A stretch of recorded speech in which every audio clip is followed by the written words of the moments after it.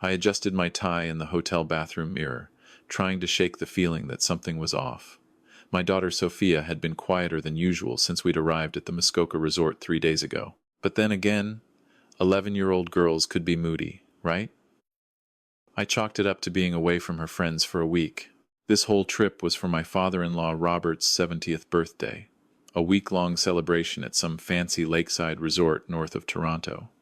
Robert had insisted on it, and when Robert Chen insisted on something, it happened. The man had been a judge for 30 years before retiring. He still carried that authority in every word, every gesture. I walked back into our suite where my wife Kate was fixing her earrings.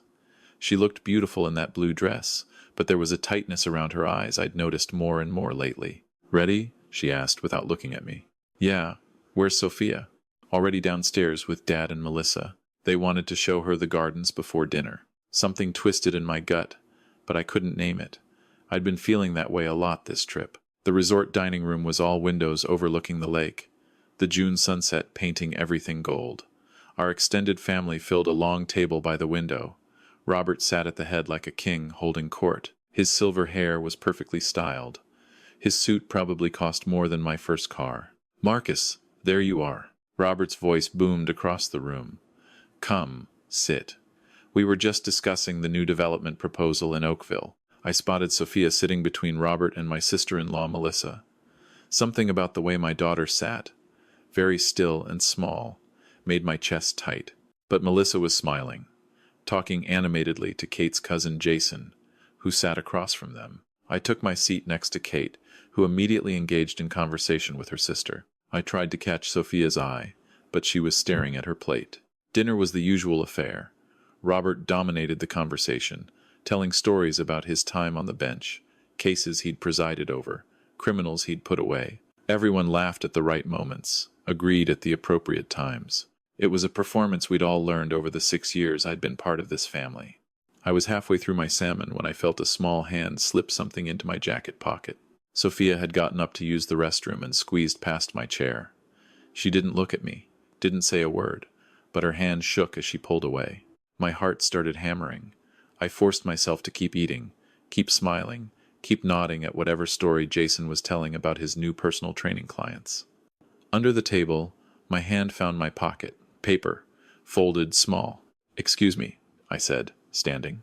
"Restroom." Kate glanced up. "You okay?" "Fine. Too much coffee earlier." I walked as normally as I could manage, my pulse roaring in my ears. Once inside the men's room, I locked myself in a stall and pulled out the paper. It wasn't a note. It was a drawing. Sofia was a talented artist. I'd always been proud of how she could capture details, emotions in her sketches. But this drawing made my blood turn to ice. She'd drawn the resort gardens, simple flowers, a bench, and figures, 5 of them. A tall man with silver hair. Drawn in that way, Sofia depicted authority, that slight exaggeration of posture. Robert. A smaller figure, clearly Sofia herself, sitting on the ground. The way she'd drawn herself, curled up, small. Behind her, a woman with short dark hair holding the small figure's shoulders. Melissa. Standing to the side, a muscular figure with arms crossed. Jason. And in the distance, back turned, another woman walking away. The blue dress gave it away. Kate. I stared at that drawing for what felt like hours, but was probably 30 seconds. At the bottom, in Sofia's careful handwriting, "Every time you go to meetings. Papa said you'll never believe me. Aunt Mel says I'm making it up. Please." My hands were shaking so hard the paper rattled. I had to grip the stall wall to steady myself. "Every time I go to meetings." I'd been taking meetings in the resort's business center every afternoon since we arrived. Robert had insisted, "Let the family bond with Sofia. You work too much, Marcus. Give the girl some time with her grandfather." I was going to be sick. But I couldn't be sick. I couldn't react. I had to go back out there and sit across from these people and finish my dinner like nothing had happened. Because if they knew, I knew. I folded the drawing carefully and put it back in my pocket. I washed my face with cold water, looked at myself in the mirror. The man looking back at me had to be the best actor in the world for the next few hours. When I returned to the table, Sofia was back in her seat. She didn't look up. Melissa was wiping Sofia's mouth with a napkin, an almost tender gesture that made me want to scream. There he is. Robert raised his wine glass. I was just telling everyone about the fishing trip tomorrow. Marcus, you'll join us, won't you?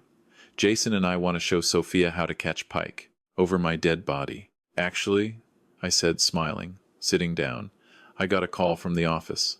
The Henderson project needs immediate attention. I'm going to have to cut the trip short. We'll need to leave first thing tomorrow. The table went silent. I felt Kate's eyes on me. Tomorrow? Robert's voice had that edge I'd heard him use in courtroom recordings. That's impossible. The party is in 2 days. I'm sorry. It can't be helped. I reached over and squeezed Kate's hand. She flinched. We'll have to make it up to you. Well. Robert set down his glass with a deliberate click. I'm sure Marcus can go handle his business, and Kate and Sofia can stay. Can't they? Every eye at the table was on me. Melissa's smile was frozen. Jason had stopped eating. Kate's hand under mine was cold. No, I said quietly. Sofia needs to come with me. She has that doctor's appointment Monday. Remember, honey? I looked at my daughter, willing her to understand. Sofia's eyes met mine for the first time all evening. I saw hope flicker there, fragile as a candle flame. I forgot about that, she whispered. What kind of doctor's appointment? Melissa asked, her voice saccharine sweet.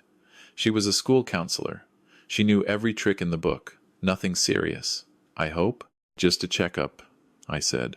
Those can be rescheduled. Robert's voice was firm, final, the way he must have sounded denying appeals. I insist the family stays together. This is my birthday celebration. I met his eyes. Saw something dark and challenging there. He knew.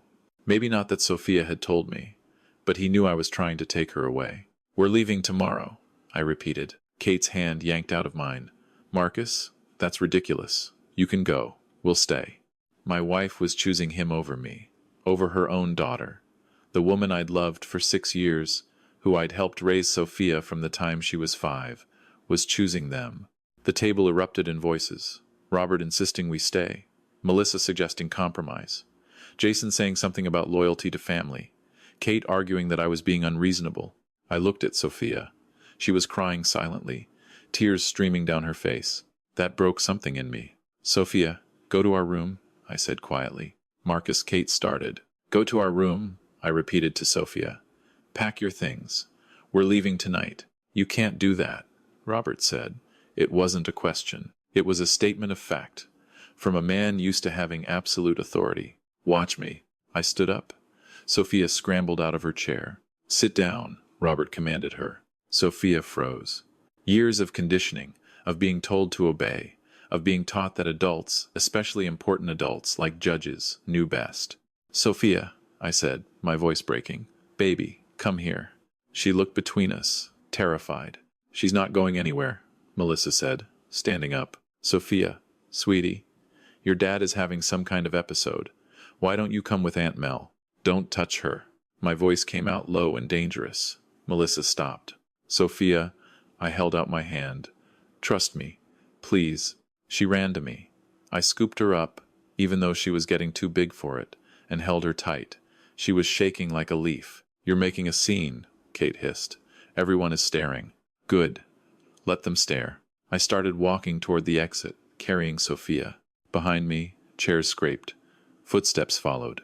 Marcus, stop this right now, Robert's voice commanded. You're embarrassing yourself.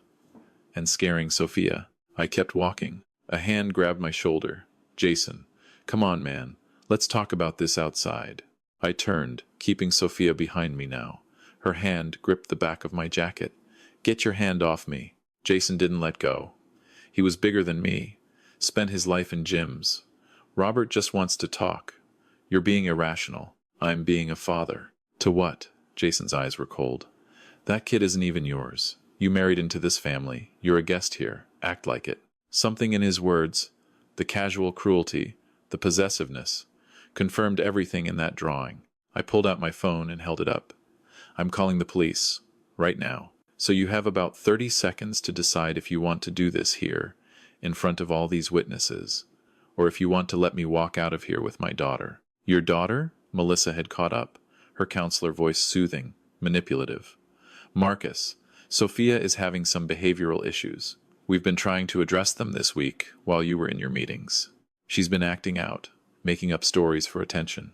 It's very common at her age, especially with children from broken homes. Shut up. I think we need to consider getting her professional help, Melissa continued as if I hadn't spoken. I've seen this pattern before. She needs intervention before these fantasies become worse.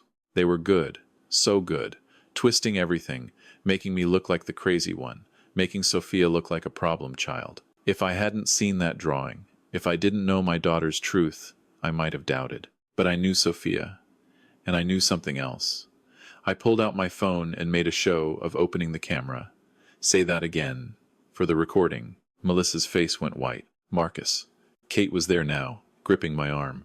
Stop, please. You're humiliating us. Us? I stared at my wife. Where were you, Kate? In that garden? Where were you when they... Nothing happened. Kate's voice pitched high. Sofia is confused. She misunderstood something. Kids don't always process things correctly. She drew you walking away. Kate's face crumbled. For just a second, I saw it. Guilt, shame, knowledge. You knew, I whispered. You knew and you let it happen. It's not what you think. Then what is it? Explain it to me. Kate's mouth opened and closed. Behind her, Robert stood with his arms crossed, watching, evaluating.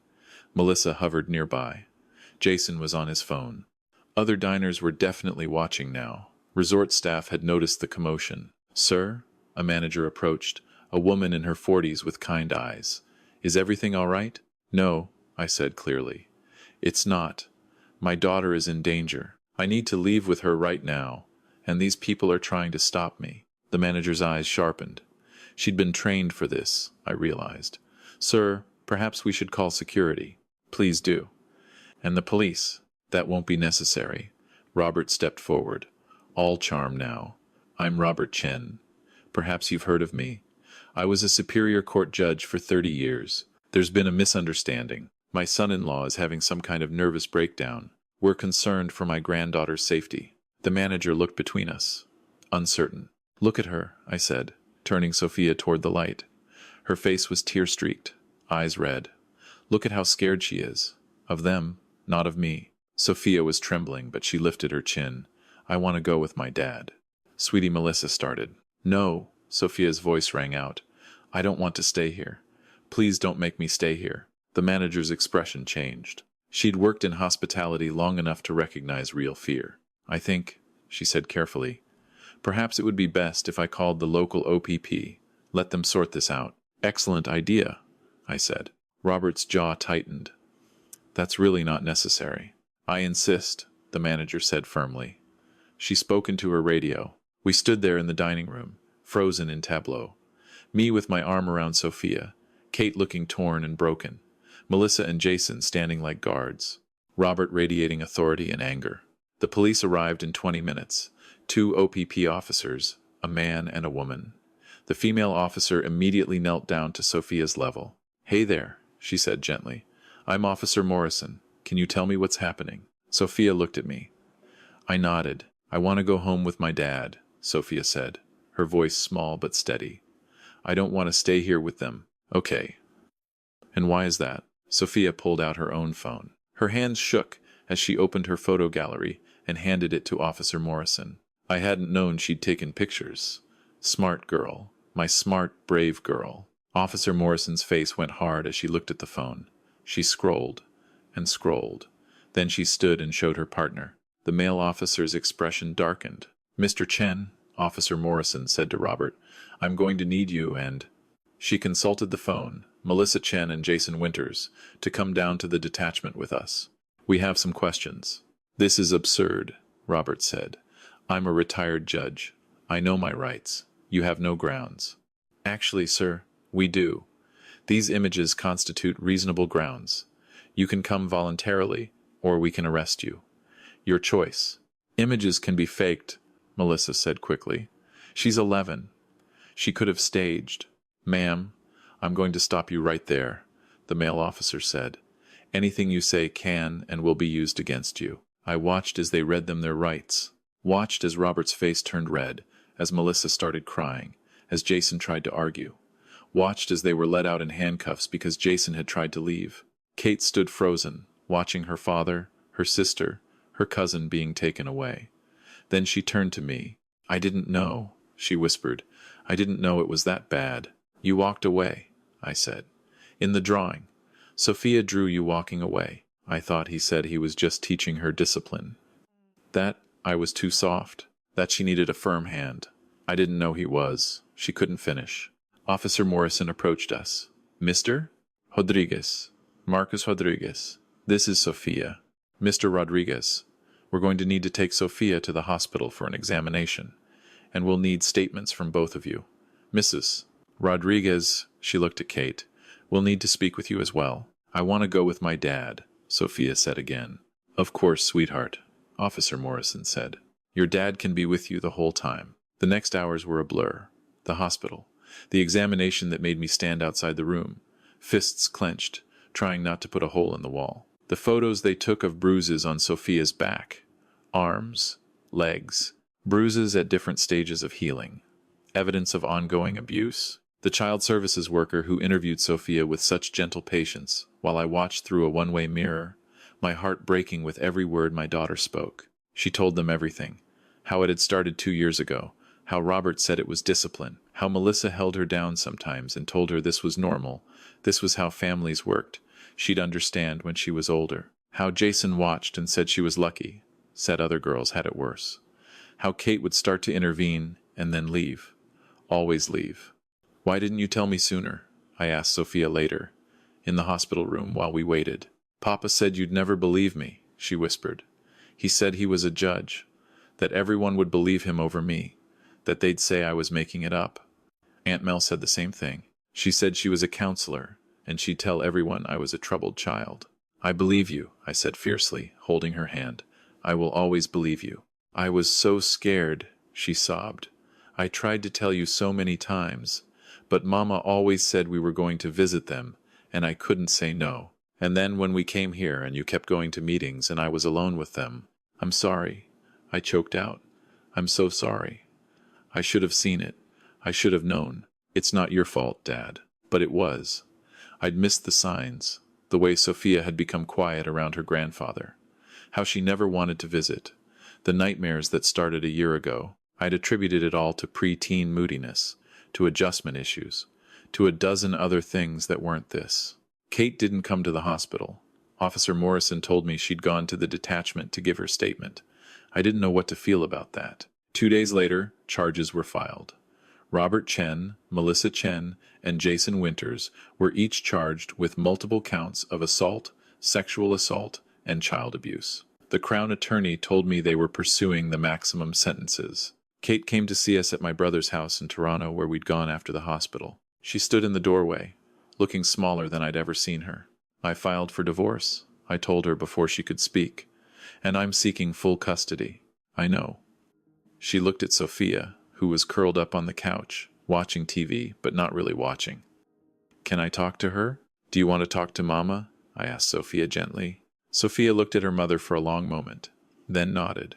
I left them alone, but stayed close enough to hear, ready to intervene if needed. "I'm sorry," Kate said, her voice breaking. "I'm so sorry.